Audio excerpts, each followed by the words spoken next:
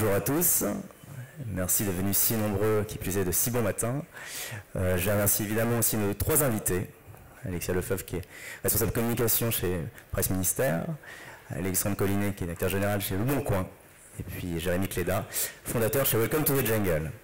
Alors avant toute chose, on va commencer par une toute petite vidéo. On était dans quelques entreprises. On leur a demandé quelle importance ils accordaient aux valeurs d'entreprise dans leur boîte. Et ils nous ont répondu. Alors on vous laisse regarder, puis on rebondira juste après. Donc, je vous avais promis une vidéo très courte, elle est très courte. Ce qui est intéressant en fait, dans cette vidéo, c'est qu'on leur a demandé donc, voilà, quelle était l'importance des valeurs au sein de leur boîte. Et en fait, ils ont assez vite dévié sur quelles étaient leurs valeurs. Voilà. Ils ont fait de manière assez automatique, assez mécanique.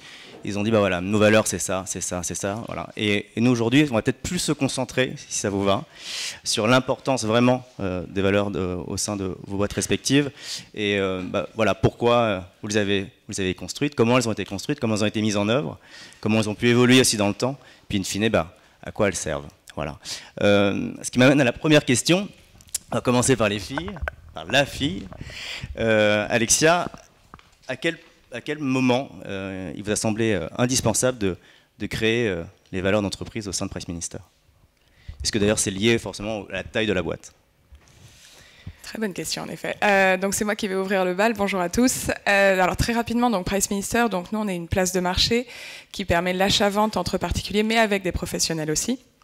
Et au tout début, donc en 2001, on a 16 ans maintenant, quand on a créé Presse Ministère, l'idée c'était de se dire qu'on permettait à des particuliers de vendre et d'acheter. Donc ce qui est déjà une première valeur qui était, pardonnez-moi le terme anglais, empowerment. On a le pouvoir d'achat et nous on donnait le pouvoir de vendre. Et très rapidement, en fait, les valeurs se sont avérées fondamentales pour la suite de Price, puisque tout le monde venait sur le marché des marketplaces. C'était, voilà, en plus c'était les débuts d'Internet, donc tout le monde devait être le premier. Et en fait, ce que je pense qui a fait que Price est toujours vivant aujourd'hui, c'est justement ces valeurs. Et en fait, ces valeurs, ce seraient les premières en tout cas. Après, elles ont évolué, mais elles sont assez proches aujourd'hui de ce qu'elles ont pu être par le passé. C'était le côté famille. C'était important que chacun se sente bien chez Price, que chacun puisse se dire qu'il pouvait créer, et surtout beaucoup de transparence. Donc c'était beaucoup de discussions, je suis pas d'accord, comment on peut avancer ensemble. Enfin voilà, il y avait vraiment beaucoup de choses comme ça où il n'y avait pas ce côté hiérarchie. On était au contraire sur beaucoup d'échanges, et encore aujourd'hui ça se ressent. Alexandre. Merci Alexia. Bonjour à tous et à toutes. Nous en fait c'est arrivé au moment où Le Bon Coin au départ c'était une JV avec une moitié d'actionnariat norvégien et une moitié d'actionnariat du sud de la France. Ça fait un mélange qui peut être explosif, hein, parce que c'est quand même pas exactement les mêmes cultures. La transparence et enfin bref. Et en fait, quand la JV n'a plus été, on était un peu comme un adolescent qui part de chez lui et qui quitte papa et maman et qui devient à peu près autonome. Et c'est à ce moment-là, en fait, on a senti la nécessité. On avait 4 ans à peu près, on était une quinzaine. Donc c'était assez tôt en fait dans le stade de développement de la boîte, pas en termes de durée de vie, mais en termes d'effectifs. Parce qu'on s'est dit ça va grandir très vite et il faut absolument qu'on place un tuteur pour faire grandir la plante autour. Jérémy. Ouais, bonjour à tous. Nous, chez Welcome to the Jungle, c'est un peu différent parce qu'en termes de taille, on est un peu plus petit que Le Bon Coin et Presse Minister. Ce sujet, il est venu assez tôt chez nous, déjà pour une raison simple, c'est que ces sujets de culture d'entreprise et de valeurs, on les vit au quotidien chez des sociétés avec qui on travaille. Donc forcément, quand vous revenez tous les jours d'un tournage et que vous apercevez de ce que les autres font, ça vous donne envie de le faire aussi pour vous. Nous, c'est arrivé un peu au même niveau, je pense, au niveau de 15 ou 20 personnes. Nous, en fait, pour la petite histoire, on est une trentaine aujourd'hui. Et en fait, on était 5 il y a une grosse année. Donc, en fait, l'essentiel du recrutement, il s'est fait dans les derniers mois. Et en fait, assez vite, quand vous avez ce rythme-là, vous avez recevé de deux choses. Nous, c'était très lié au recrutement à la base. Donc, comment faire, en fait, pour, avec un rythme aussi élevé, vous assurer que les gens que vous recrutez, vous les recrutez sur des critères qui sont des critères long terme et pérennes, et pas juste en fait pour répondre à un besoin que vous avez à ce moment. Parce que d'ailleurs ce besoin il peut évoluer 6 mois après, parce que quand on est une boîte assez jeune, parfois ça peut évoluer assez vite. Et le second point, c'était qu'on avait créé la boîte avec certaines convictions avec Bertrand. Et le sujet, c'était de voir aussi comment on pouvait maintenir ces convictions et l'état d'esprit qu'on avait insufflé au début, et en le faisant partager aux gens dès le début, donc dès les premières rencontres et dès les premiers entretiens. Donc on a fait ça assez tôt. Jérémy, on va rester avec toi, justement. On est en plein dans la culture d'entreprise, on est en train de la créer. Selon toi, comment on fait émerger une culture d'entreprise? Comment on fait émerger des valeurs? On parle souvent d'approche ascendante, descendante. Qu'est-ce que tu en penses? C'est une bonne question. D'ailleurs, vous pouvez la poser parce qu'il y a pas mal de gens de notre équipe dans la salle, donc vous pouvez leur demander en direct. Ils seront peut-être plus objectifs que moi. C'est vrai qu'il y a plein de méthodes différentes. Je ne sais pas si on aura l'occasion d'en parler ici. Surtout que nous, on en a constaté plein dans d'autres entreprises avec qui on bosse. Donc vous avez tous les styles top-down, bottom-up, plus ou moins accompagnés. Nous, comme on était assez jeunes et qu'on n'avait pas forcément encore l'expérience d'une démarche très collégiale avec par exemple des petits ateliers, vous savez, sur différents sujets, ce qui se fait beaucoup. Nous, on a une démarche assez top-down, puisque concrètement d'ailleurs on a réfléchi à ça, puis après on a proposé 4 ou 5 idées à l'équipe qu'on a fait à la fin de notre première année complète. Et d'ailleurs je pense que l'idée maintenant ça va être de les repartager, de les faire évoluer au fur et à mesure pour qu'on se les approprie et que ça ne soit pas juste une émanation de l'esprit de 2 personnes au début dans leur bureau. C'est assez cette approche, c'est vrai qu'on nous on la voit dans pas mal de jeunes entreprises qui sont assez peu nombreuses, qui sont 10, 20, 30, 40, 50 personnes, et les entreprises avec qui on travaille qui sont un peu plus nombreuses, on voit une approche qui évolue, qui est souvent plus bottom-up, où par exemple le début, la direction en fait impulse quelques idées, il y a des ateliers qui sont faits après avec des équipes, ensuite ça remonte, c'est confronté, et puis ensuite ça redescend, et après c'est validé. Donc voilà, après il y a pas mal de méthodes. Parfois j'ai l'impression qu'il y a autant de méthodes que de boîtes, mais c'est souvent ces deux approches nous qu'on voit. Alexandre, toi tu arrives au Bon Coin, vous étiez même pas une dizaine. Je pense que tu as connu justement, tu as un recul un peu énorme là-dessus.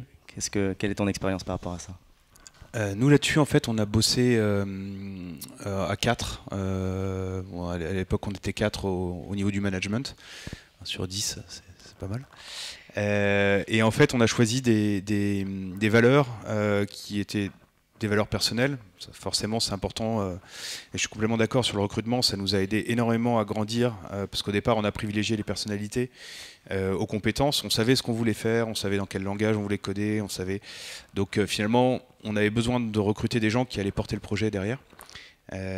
Et en fait, on a choisi surtout des valeurs qui correspondaient à ceux du site.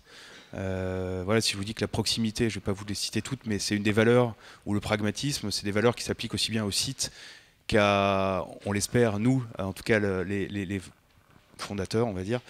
Et du coup, c'est hyper simple de les porter, c'est hyper simple de les faire vivre, c'est hyper simple de les illustrer. Et on a le sentiment que ce qui se passe à l'intérieur de la boîte va se voir à l'extérieur, puisqu'il y a une vraie cohérence entre le produit qu'on propose aux utilisateurs et aux Français et à nos clients, et puis ce qu'on est réellement à l'intérieur. Je pense que c'est hyper important. Nous, elles ont très peu évolué, nos valeurs.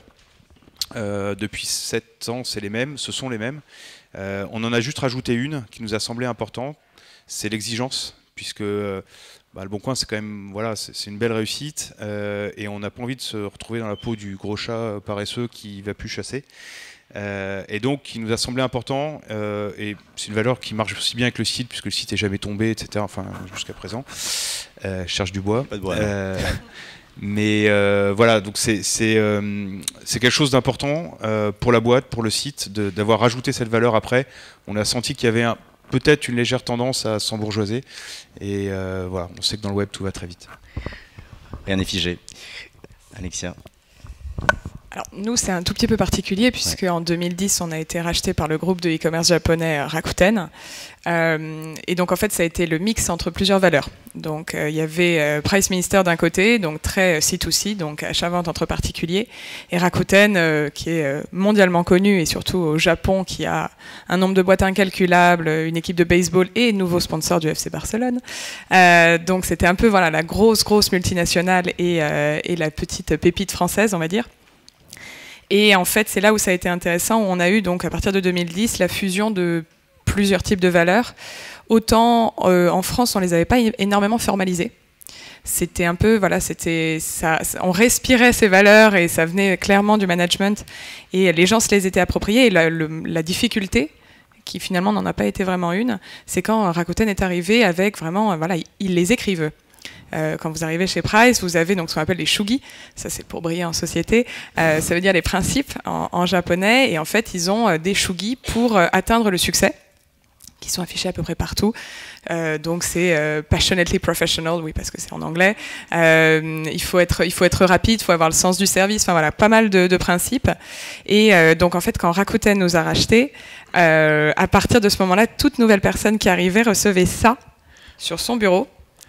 Donc voilà, vous pouviez le feuilleter. Alors ce qui est bien, c'est que c'est en anglais et en japonais. Donc ça vous permet de vraiment briller en société. Je ne parle pas encore japonais. Et voilà, et c'est là où ça a été intéressant, où en fait, je dis souvent que on a pris le meilleur du Japon avec la French Touch. C'est ça qui est assez intéressant avec ce côté interculturel franco-japonais.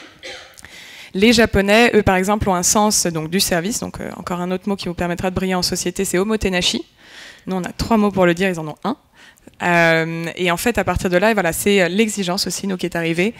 Donc, c'est le travail avec nos marchands professionnels, avec nos marchands particuliers. C'est toute la transparence autour de l'information. Par exemple, tous les mercredis matins, on a ce qu'on appelle la Sakai, donc la réunion du matin en japonais, où en fait le président va présenter des chiffres, va présenter des sujets. Il va y avoir aussi 1 ou 2 services qui vont présenter une nouveauté, une fonctionnalité ou quelque chose, un projet sur lequel ils ont travaillé. Et ça, ce qui est bien, c'est que le fait qu'il y ait ce côté rituel, ça a fait que les gens se le sont beaucoup plus appropriés. Et je pense que c'est ça le plus important, c'était de se dire que voilà, c'était pas le Japon versus la France, c'était l'imbrication des deux qui fait qu'aujourd'hui, voilà, on est fiers d'appartenir à Rakuten et que voilà, il y a un échange permanent entre les deux cultures. Merci pour ce cours de langue. C'est gratuit. Alexandre, vous que le Bon Coin, vous faites du norvégien, c'est ça? Voilà, c'est ça. Comment ça se passe aussi chez vous, même si quand vous rachetez des entreprises Ça, c'est un vrai sujet. On découvre un peu ce que c'est. Nous, déjà, il a fallu faire coexister nos valeurs avec celles du groupe. Donc, comme on est le sale gosse qui a bien réussi, ça nous permet de temps en temps d'être un peu malhonnête intellectuellement et de construire une passerelle entre les valeurs du groupe en disant non, mais c'est les mêmes en français, vous emmerdez pas à traduire. Donc, déjà, il faut qu'on fasse coexister ça. Ce qui n'est pas évident, elles sont à peu près cohérentes. Après, il y en a une chez Chipset, c'est We are here to win. À traduire en français, elle n'est pas évidente. On est des winners, tout de suite, ça a une connotation qui est un peu pourrie. Nous, contrairement à ce que vous avez fait, en fait, j'ai jamais réussi à assumer le fait de les écrire. Elles sont, ces valeurs, illustrées par des comportements managériaux, etc. Mais par contre, elles sont écrites finalement relativement nulle part, sauf sur notre site corporate, etc. Parce qu'il y a un côté très américain enfin, en tout cas, vraiment ou japonais, en tout cas pas français. C'est pas quelque chose qui est évident à assumer. Donc voilà, on essaie de les illustrer au quotidien, lors des fêtes, etc. Mais c'est quelque chose d'assez difficile. Après, je pense que c'est hyper important d'avoir, par exemple, notre parcours d'intégration. Jusqu'à il y a 6 mois, moi je recrutais, je voyais tous les gens en entretien, de recrutement. On est bientôt 600, donc ça me prenait pas mal de temps. Mais dans le parcours d'intégration, maintenant, on a conservé ça. Tous les nouveaux qui rejoignent le Bon Coin déjeunent avec les membres de la direction lors leur arrivée, quoi. Et quand vous recrutez 50 à 100 personnes par an, ça fait des créneaux déjeuner quand même qui sont relativement... on regroupe un peu, j'avoue. Ouais. Mais c'est des moments un peu sympas et ça illustre effectivement la proximité où nos nouveaux locaux, on n'a pas le bureau, Antoine et moi. Donc on est dans l'open space. Alors, pareil, c'est pas évident parce qu'on squatte souvent des salles de réunion puisqu'on passe notre vie en réunion comme tout dirigeant qui se respecte, malheureusement, pour voir les gens, pour avoir. Mais par contre, voilà, on n'a pas de bureau, on est au milieu de l'open space et je pense que c'est quelque chose d'assez important quand on dit voilà, on a une valeur qui est la proximité, il faut la vivre, quoi. Parce que c'est vrai qu'aujourd'hui, quand on voit Blablacar, il n'y a pas 1 mètre carré quand on va dans leur bureau, on ne voit pas une valeur affichée sur les murs.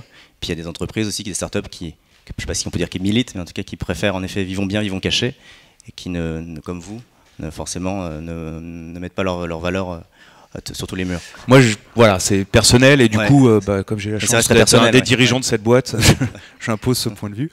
Mais voilà, je ne saurais pas écrire proximité comme ça en grande. Je trouve ça. Et je trouve que dans les équipes produits, que ce soit les équipes produits ou dev, il y a un côté où il y a une forme de réticence au côté Big Brother, je vous impose quelque chose. Et je préfère qu'ils viennent chercher ce qu'ils veulent plutôt que de. Voilà, je pense qu'ils ne le prendraient pas forcément hyper bien. Jérémy, nous on n'a encore rien affiché sur les Ça murs. fait pas très longtemps qu'on a des murs, donc c'est pour ça exactement. Tout est relatif. Ce sujet, il est intéressant parce qu'en gros, le sujet derrière ça, je pense qu'on se pose tous, c'est à quel point les valeurs sont bullshit. En gros, c'est que quand vous voyez en énorme work hard, play hard ou je sais pas quoi. Ouais, make fun, mais par contre, tu rentres tard parce qu'il faut bosser. Se pose toujours la question de la légitimité de tout ça et de savoir si c'est pas des choses qu'on a plaquées là-dessus. Surtout que tout ce travail vient quand même essentiellement américain, hein, en tout cas de culture. Et donc, du coup, il y a la différence culturelle qui peut jouer et pas forcément la faveur de boîtes françaises. Bon, nous, clairement, en tout cas, je pense pas que ce soit notre style de les afficher non plus, parce que on pense pas que ça a beaucoup de sens, et en plus, nous, on est une boîte très jeune, donc tout ça va pas mal évoluer, et qu'en plus, on les a pas validés forcément en interne. Après, nous, ce qu'on voit aussi, c'est que pour nous, le côté bullshit se ressent quand vous avez vraiment l'impression que les valeurs sont très marketing, et donc c'est calqué sur un site, et après, derrière, vous savez, vous arrivez en entretien, vous arrivez dans la boîte, et vous sentez qu'il y a un décalage très profond entre ce qui est écrit et ce qui est la réalité.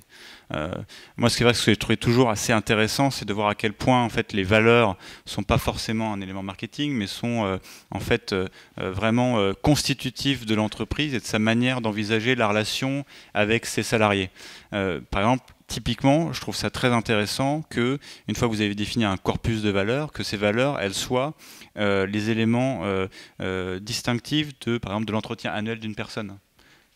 Au lieu de vous dire, bon, évidemment, il y a des sujets chiffrés ou autres, mais vous pouvez très bien vous dire que, par exemple, ces valeurs, c'est ces valeurs-là qui vont faire que, sur lesquelles vous allez juger la personne. En plus, ça fait du sens parce que théoriquement, si vous avez implémenté ces valeurs, vous les avez aussi utilisées comme élément de référence pour le recrutement de la personne en question. Donc, et ça, je trouve ça intéressant parce que ça montre aussi aux gens, et même une fois que les gens sont intégrés, que c'est pas juste un truc un peu market qu'on a mis en avant pour recruter des gens bons et ensuite, enfin 2 mots, hein, et ensuite, enfin briller un peu, en particulier, je pense, dans le web ou dans le milieu startup, où en fait vous avez un peu une débauche d'éléments marketing là-dessus, notamment pour recruter des devs, mais de montrer voilà, que c'est quelque chose qui est un peu plus profond, et d'ailleurs que les gens vont être jugés là-dessus. Moi je pense que c'est un vrai sujet, et qui montre d'ailleurs que c'est pas que bullshit. Oui. Juste pour compléter, je suis complètement d'accord avec ce que tu dis, et en fait nous on est même allé jusqu'à décliner nos valeurs en comportement, à la fois pour les collaborateurs et pour les managers, en disant voilà, un manager pragmatique, c'est quelqu'un qui va faire ci, qui va faire ça, etc. Et ça fait partie de l'entretien annuel. Et j'irai même plus loin, c'est un des enjeux des startups et des boîtes qui grandissent, c'est former la couche intermédiaire de management, ou en tout cas former le management, accompagner des super pros qui vont devenir managers parce qu'ils ont la culture, parce qu'ils ont l'expertise et parce qu'ils ont envie. Je pense qu'aujourd'hui, on est en train de sortir de ça, notamment sur les profils de dev, en disant forcément, si tu veux continuer à progresser, il faut que tu passes manager. C'est en train de changer un petit peu en France. Ça fait bien longtemps qu'aux États-Unis, ça a changé, sans vouloir faire de French bashing. Et en fait, l'un des enjeux, c'est aussi de former des managers pragmatiques, former des bons managers pour le bon coin, pas juste des bons managers. Et notre formation management, elle a été customisée en fonction de ces valeurs-là, avec qui on a bossé avec la boîte, et on leur a dit, voilà, pour nous, la vision d'un manager pragmatique, c'est quelqu'un qui sait faire ci, qui sait faire ça. Et je pense que c'est hyper important, parce que les valeurs, elles passent au départ par les fondateurs, et puis très rapidement, voilà, elles passent ailleurs. Chez Price Minister, comment on arrive à fédérer les collaborateurs autour de vos valeurs, justement ?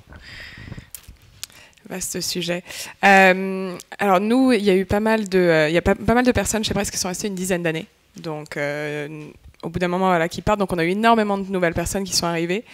Alors nous déjà, ça commence, on est très très rapidement plongé dans le bain, puisque tous les nouveaux chez Price Minister, lors d'un Asakai, doivent chanter une chanson devant les 200 personnes. Donc vous êtes très rapidement mis dans le bain. Laquelle ? Voilà, que vous soyez top management ou voilà, que vous soyez un jeune qui commence, tout le monde chante. Tout le monde. Il y en a un qui s'est enfermé dans les toilettes qui n'a jamais voulu, mais on a fini par l'avoir à l'usure. C'était un dev. Exactement. Après, c'est un peu Price a un incroyable talent. Hein, donc, il y en a qui dansent, il y en a qui racontent des blagues, qui font du stand-up, il y a un peu de tout. Au début, c'était très dur, il fallait qu'on chante.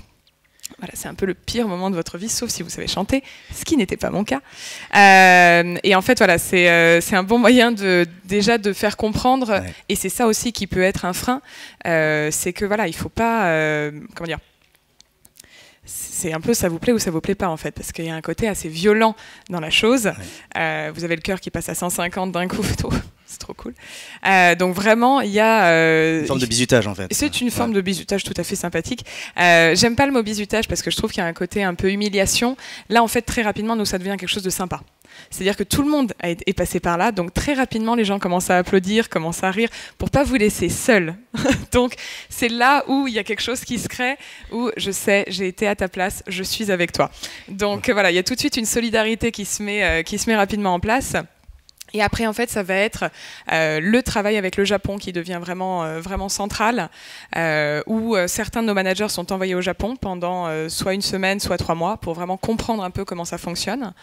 Il y a aussi énormément de personnes, puisque Rakuten est un peu partout dans le monde, donc on a des personnes qui viennent chez nous pour comprendre un peu l'humour français, qui est bien spécifique. Et en fait, c'est avant tout du respect. C'est ça, je pense, qui est fondamental, c'est que c'est pas les Français versus les Japonais versus les Allemands versus le reste du monde. C'est au contraire une synergie et une émulation permanente. Donc c'est un gros travail entre les services RH. Alors nous, c'est vrai que je réfléchissais à cette idée, en effet, de plaquer les valeurs. C'est très japonais. Nous, les Français, pareil, on l'a jamais expliqué. C'est tous les événements qu'on peut faire qui font que voilà, ça transpire, on va dire, les valeurs. Mais on a trouvé intéressant, malgré tout, là encore, de jouer sur le côté franco-japonais. Les Japonais, eux, l'affichent. Nous, on va aussi les afficher. On va voir comment on réagit. Donc voilà, ils nous ont mis en place, par exemple, ils ont aussi mis pas mal de... La valeur qui est hyper importante pour eux, c'est la fidélisation. Ils sont très très forts là-dessus. Nous, en France, c'est pas parce qu'on a 200 000 cartes de fidélité dans son portefeuille qu'on est fidèle, si je puis dire. Donc ça a été aussi un gros travail, et ça a aussi été la fidélisation à la fois de nos membres, mais aussi de nos employés. Donc ce qui est intéressant, c'est toujours voilà, ce lien qu'il peut y avoir entre le site, ce que le site essaie d'exprimer, et ce qui se passe en interne. Donc ça, voilà, c'est un travail assez régulier, et un travail de longue haleine surtout. On parlera aussi après des changements que ça a pu amener dans les comportements. Alexandre, chez vous, comment on va? On en a déjà un petit peu, tu l'as déjà un peu évoqué, mais ouais, comment, s'il y a des exemples un peu concrets de manière pour fédérer les collaborateurs chez Le Bon Coin? En fait, il y a plusieurs choses. Déjà, vous l'avez compris, on essaye de les impliquer énormément. Il y a cette culture de la transparence, je pense que c'est hyper important. Les comptes rendus du COMEX, par exemple, sont publiés sur notre intranet. Je pense on expurge 5 à 10% du contenu, j'admets, mais ça reste quand même 90% qui est partagé. On a pareil des petits déj d'accueil dès qu'on a 4-5 nouveaux, on les amène à se présenter, c'est plus soft, ils ont pas besoin de chanter. Et puis après, moi je crois beaucoup dans les initiatives individuelles. Donc dès qu'il y a des initiatives individuelles, des mecs qui ont la boîte un peu dans la peau et qui ont envie de faire des trucs, on les aide, on les sponsorise. Je pense notamment à une des traditions au Bon Coin, c'est d'envoyer, que le boss qui recrute quelqu'un envoie un mail pour présenter la personne, ses qualités, ses défauts, ce qu'il a fait avant et son super pouvoir. On a tous un super pouvoir, et y a des mecs qui se sont dit non, on va faire un comité de validation du super pouvoir, et donc à chaque fois qu'il y a un mail qui part, et ils sont 2 au comité, alors il y en a un 3e qui a fait une lettre de motivation et un CV pour rentrer dans le comité, mais pour l'instant il n'a pas été adoubé, et donc ils répondent avec un mail purement déconne sur non, ton super pouvoir est refusé. C'est totalement arbitraire en général. Ça n'a aucun rationnel, mais c'est super sympa. Et c'est ce genre d'initiative qu'on essaye de promouvoir, parce que, encore une fois, dans cette culture un peu plus pull que push, ça vient d'eux. Nous, on trouve ça super, on leur file carte blanche là-dessus, de temps en temps. Voilà. Mais... Ton super pouvoir à toi, c'est quoi? Alors moi, c'est à l'époque où j'étais DAF, je suis désolé, je suis un financier à la base, c'était d'être Daft Punk. Parce que j'aime le rock. D'ailleurs, j'adore votre nom, je te l'ai dit. Oui, tout à fait. Jérémy. Je me remets du Daft Punk. C'était quoi déjà la question? Comment on va faire émerger les fédérer surtout les valeurs autour de chez Collaborateur? C'est une bonne question. C'est une question qui est particulièrement bonne quand vous êtes tout petit avec en plus des moyens assez limités pour faire vivre cette culture dans des events, dans des choses comme ça. Par exemple, nous, on n'a malheureusement pas les moyens de partir à 30 à Ibiza ou je ne sais pas où, donc on le fait différemment. Je pense par plein de choses. Déjà, c'est d'essayer de faire des petits événements régulièrement. Nous, par exemple, on en fait pas mal ici. Des événements d'équipe. En fait, je pense que le grand sujet, c'est de rassembler tout le monde. Et ce qu'on voit aussi, c'est que quand vous grandissez, vous avez tendance à structurer mieux les choses, ce qui est une très bonne chose à faire, évidemment. Mais petit à petit, après, les gens sont rapidement enfermés dans des grands corps de métier et autres. Et assez vite, il y a un moment qui arrive où vous devez rassembler tout le monde de nouveau sur un projet commun. Donc on essaye de le faire par... ça fait un peu cliché, mais par des soirées régulièrement, par des petits événements qui durent une journée, par des moments moins voulus par l'équipe, comme charger 600 magazines dans une voiture sous le soleil 30 degrés. Voilà, donc ça dure 10 minutes. Moi, je le vis comme un moment hyper sympa pour la boîte. L'autoconviction est toujours très forte. Ils vous diront si c'est partagé, j'en suis pas si sûr. Voilà, je pense que ça passe par des choses assez concrètes. C'est vrai qu'on réfléchit régulièrement sur comment le faire vivre. Je pense qu'aussi une bonne manière, c'est en particulier au début, c'est d'essayer de prendre part à des moments un peu stratégiques de la boîte et d'essayer de le partager ensemble. Nous, par exemple, il n'y a pas très longtemps, on avait décidé de repenser un peu notre stratégie de marque. Ce qu'on a partagé ensemble. Alors là, c'est même pas du teasing, mais c'est parce que c'est un sujet en cours. Nous, en ce moment, on retravaille par exemple toute notre identité visuelle chez Welcome to the Jungle. Et donc, mi-juillet, on va, je pense, passer une journée tous ensemble avec l'équipe pour partager ce moment, parce que ça fera partie des moments un peu fondateurs. Voilà, d'essayer aussi même de trouver des sujets un peu clés qui permettent de tous se mettre autour de la table et de mêler l'utile à l'agréable. Alexia parlait toujours tout à l'heure de l'arrivée, il y a une chanson. Nous, je crois qu'il y a aussi l'onboarding aussi qui est important, je crois. Ouais, tout à fait. Alors, c'est vrai que nous, l'intégration, en fait, finalement, on ne demande pas grand-chose aux gens qui arrivent. C'est plutôt nous qui nous mettrons une pression dingue aujourd'hui pour réussir ça. Et en fait, vous verrez, c'est juste derrière Bertrand, on vous a reconstitué, c'est une reconstitution concrète de ce que ressemble le bureau d'une personne qui arrive chez nous. D'ailleurs, on a quelqu'un qui arrivait hier, Mélanie, donc elle pourra vous donner ses premières impressions. Donc nous, on essaye de faire en sorte que l'onboarding soit le plus qualitatif possible. Donc sur votre bureau, quand vous arrivez, vous avez pas mal de choses. Vous avez trombinoscope de l'équipe. On arrive encore à le faire tenir sur une page. Donc c'est plus facile. Pour vous, ce sera un peu plus compliqué, je pense. Mais bon, vous pouvez mettre les super pouvoirs de chacun. Nous, on a mis notre chanson préférée. J'espère que vous ne regarderez pas la mienne. On a donc les valeurs de la boîte. Nous, on fait pas mal de print. Donc, vous avez notre magazine annuel, le magazine trimestriel qu'on diffuse dans les écoles. Vous avez un petit truc qui est très important, qui est l'agenda de la semaine.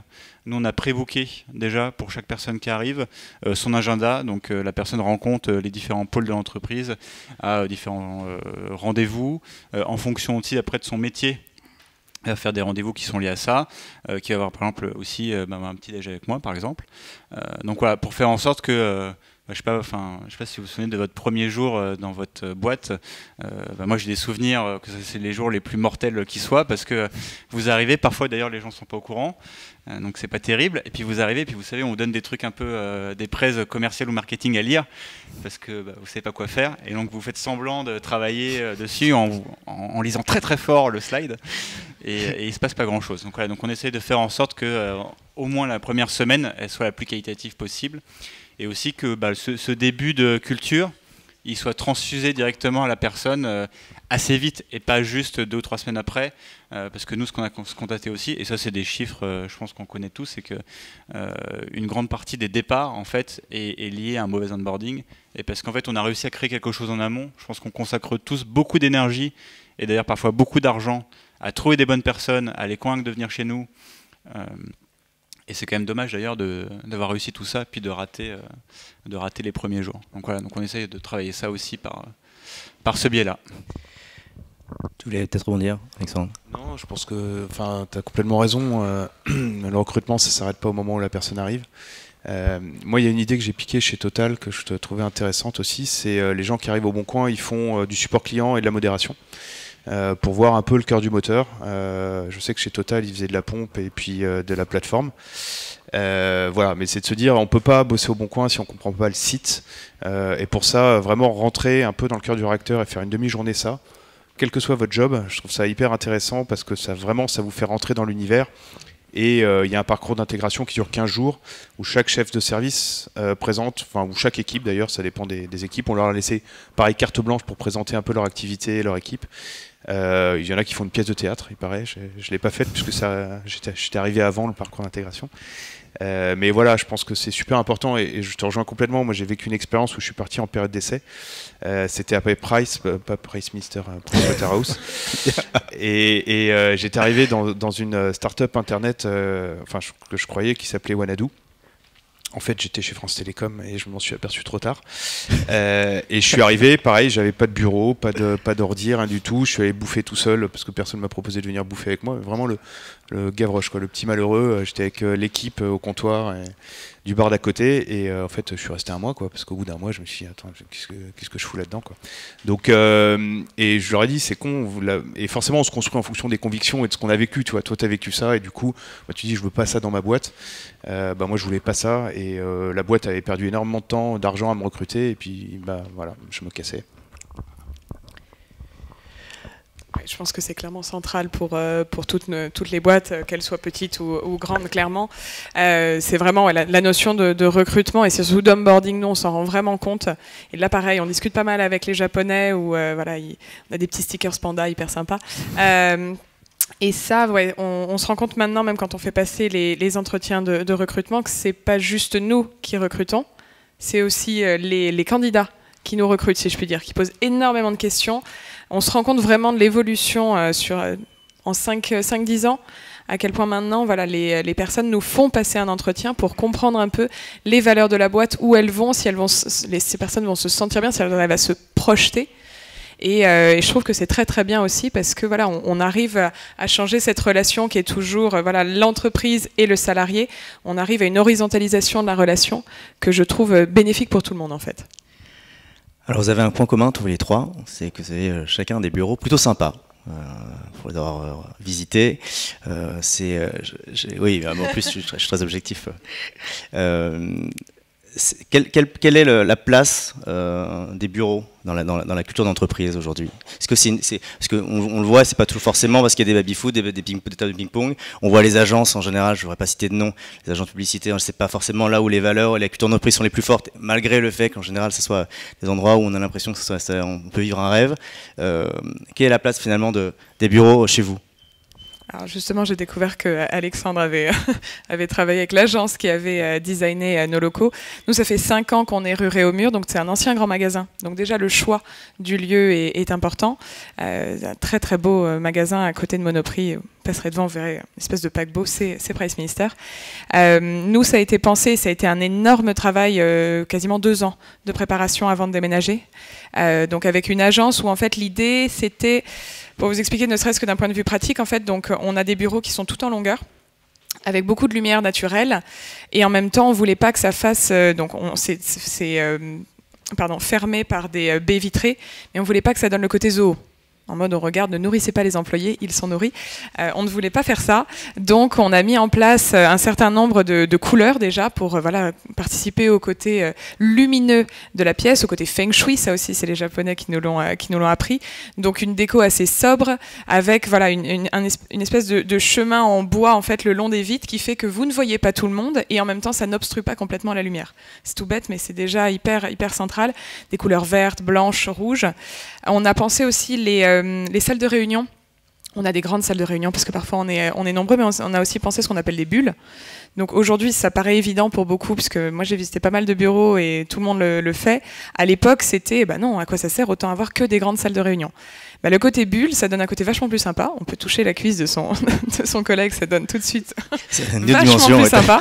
On est les uns sur les autres et c'est hyper... il fait très très chaud en général. Enfin, je pense que ça participe de la proximité.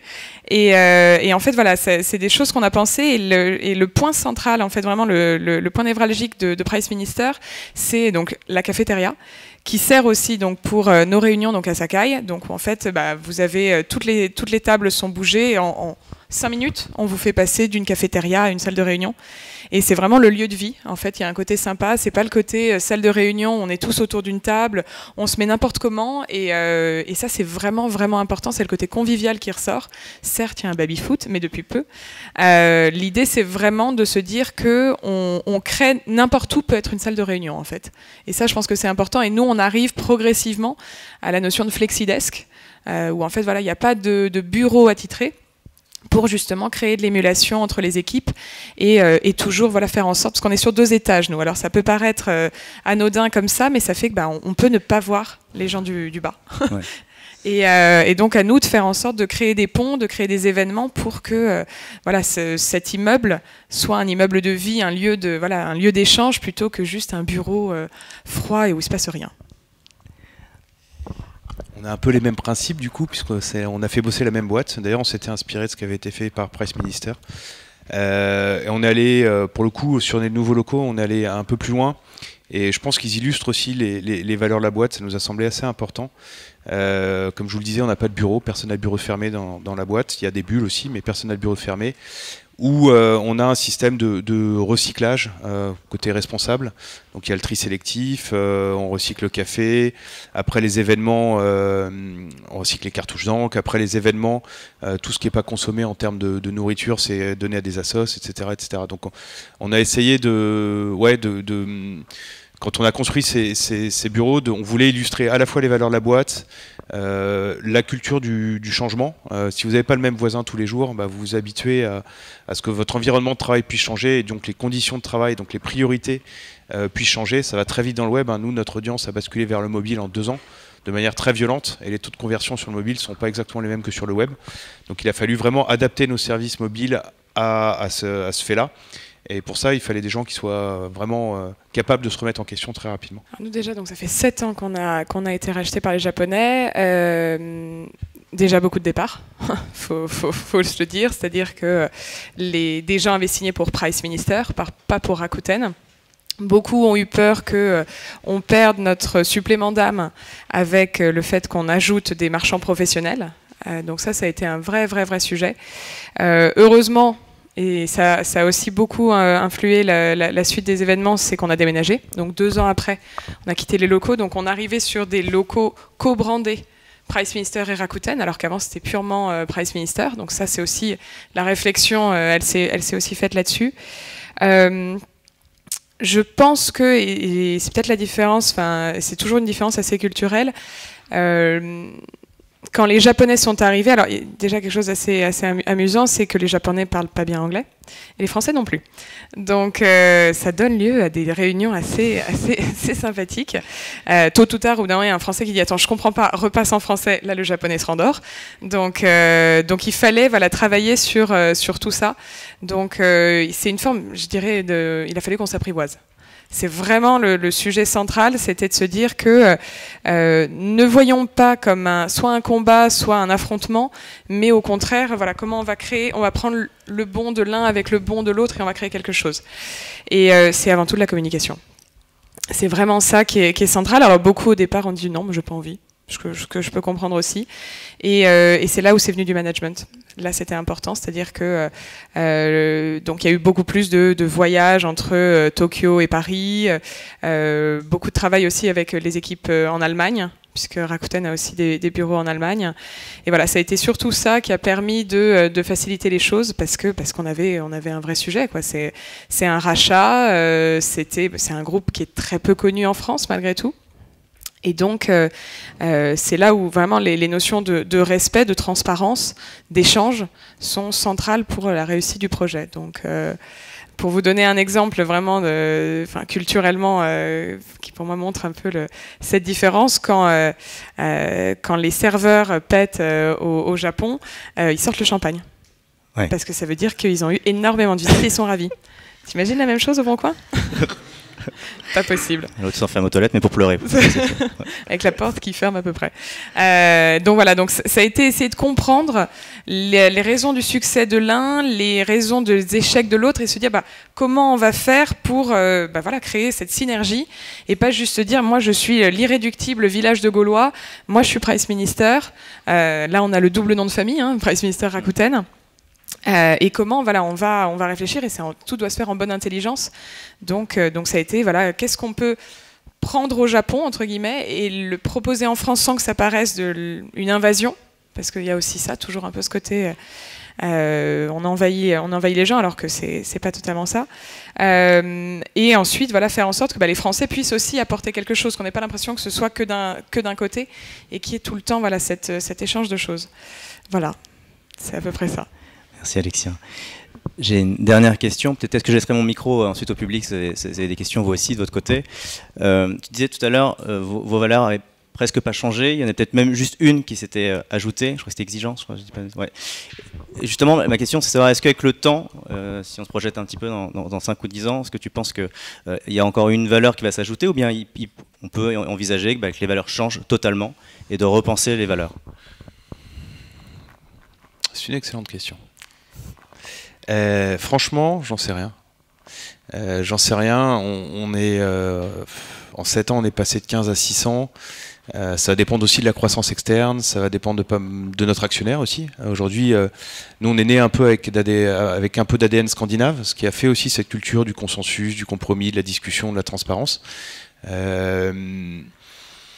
Voilà, si demain, je veux dire, on est racheté par une boîte américaine, c'est sûr que ça va influer un peu sur la façon dont on fonctionne. Et après, on choisira effectivement si on souhaite s'inscrire dans la durée ou pas. C'est pas du tout à l'heure du jour, hein, je livre aucun scoop. Donc voilà, les événements peuvent nous amener à revoir les choses, peut-être à un moment trouver une valeur équilibrante aussi. Je pense notamment, on s'interroge beaucoup sur le sujet de la bienveillance. C'est un sujet qui nous semble important, qui n'est pas complètement adressé par nos valeurs actuelles, qui est un peu en filigrane. Je ne sais pas comment l'illustrer. Voilà, j'ai ça dans un coin de ma tête, mais après, ça va dépendre des boîtes qu'on rachète, voilà, du développement du Bon Coin. J'espère qu'il va continuer à être très important dans les années à venir. Merci beaucoup à vous trois. Merci beaucoup. Est-ce que vous avez des questions? Je vais peut-être faire passer mon micro, si vous le voulez. Vous pouvez lever la main, je vous passe mon micro. Ou sinon, on applaudit. Voilà. Bravo, merci beaucoup.